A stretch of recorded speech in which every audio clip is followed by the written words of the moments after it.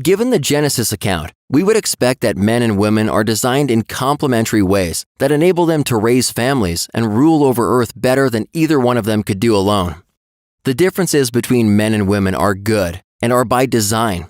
They are equal, but not interchangeable. Together, man and woman reflect the image of God.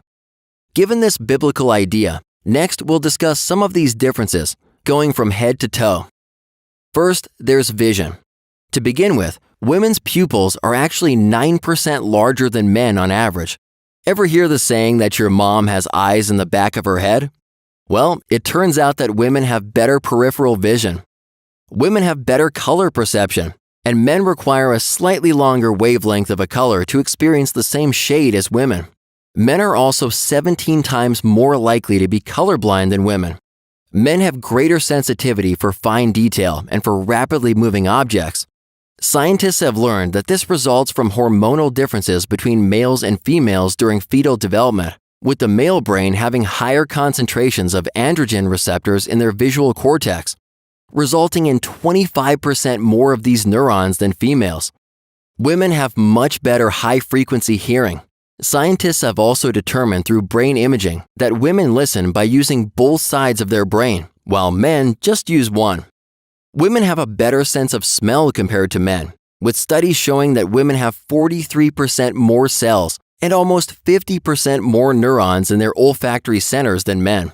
Women also have a better sense of taste than men, with studies showing more neurons in the brain's taste centers. Dr. Bartoshuk, a professor at the University of Florida Center for Smell and Taste, has found that super tasting abilities are more common in women than in men, with 35% of women making the super taster rank compared to only 15% of men. Next, on to the skull and brain. There are pronounced differences between male and female skulls in weight, size, capacity, and even shape. And inside of those skulls, there's a whole lot of differences going on too. To begin with, men have 6 times more gray matter associated with intellectual functioning compared to women, and women have 9 times more white matter involved in intellectual function compared to men. Also, 84% of the gray matter correlated to intelligence in women is located in the front part of the brain, compared to only 45% in men. Even greater differences exist with white matter, where 86% of the volume responsible for intelligence is in the front part of the brain, compared to 0% in men.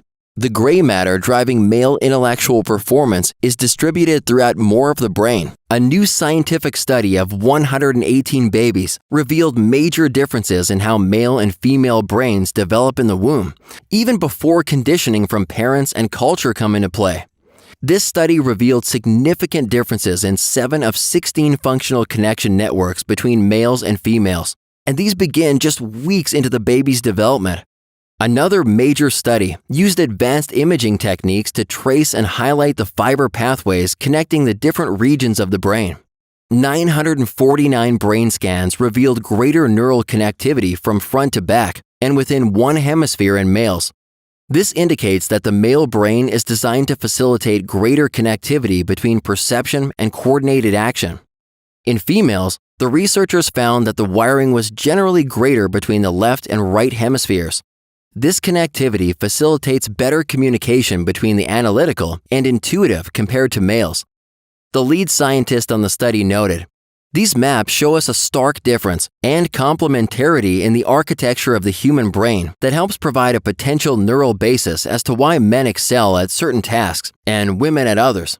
Researchers also added that these differences may explain why men tend to be better at learning and performing a single task, like cycling or navigating, and why women are better at multitasking.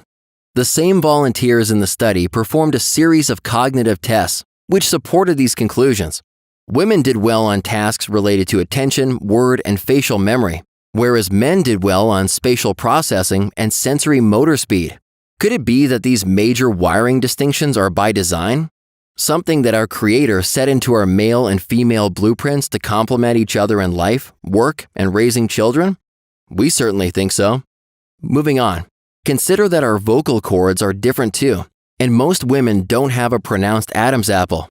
That's something that happens to boys as testosterone is increased during puberty. Testosterone causes his larynges to expand and meet the thyroid cartilage at an angle, lowering and deepening the male voice. Together, men and women join to produce some of the most heavenly sounds in harmony. Amazing grace, unending love, amazing grace, amazing grace, amazing grace, amazing grace.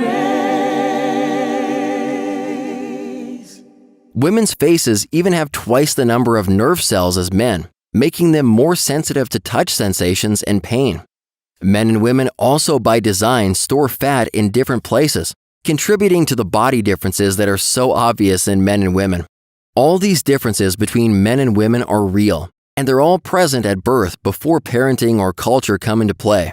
Clinical psychologist Dr. Jordan Peterson, professor at the University of Toronto, briefly sums up the key differences between men and women this way.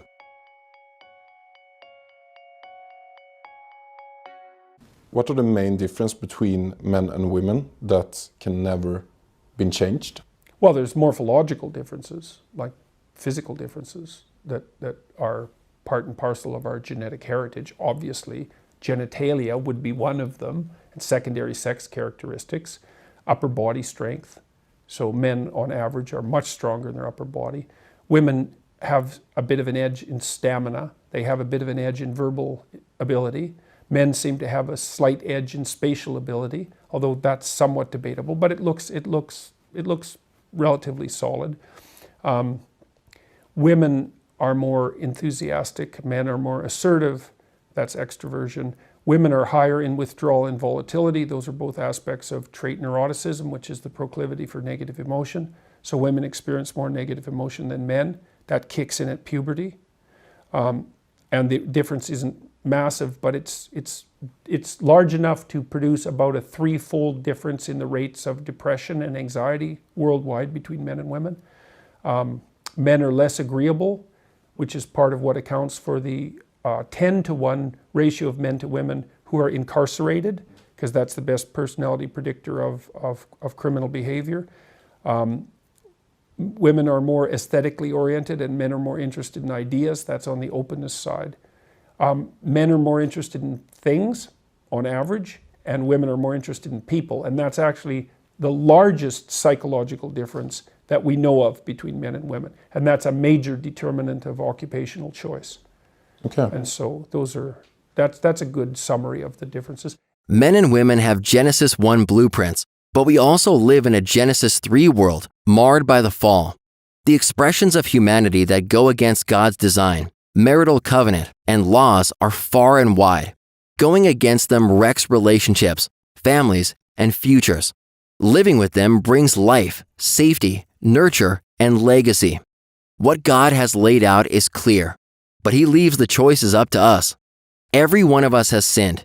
We've all gone against God's best in one way or the other. But through Christ, there is hope. There is forgiveness. There can be a fresh start. Restoration and healing await those who repent. Looking for answers about what the Bible teaches about creation, the fossil record, dinosaurs? Download the Genesis Apologetics app from the iTunes or Google Play stores for answers to these questions and more.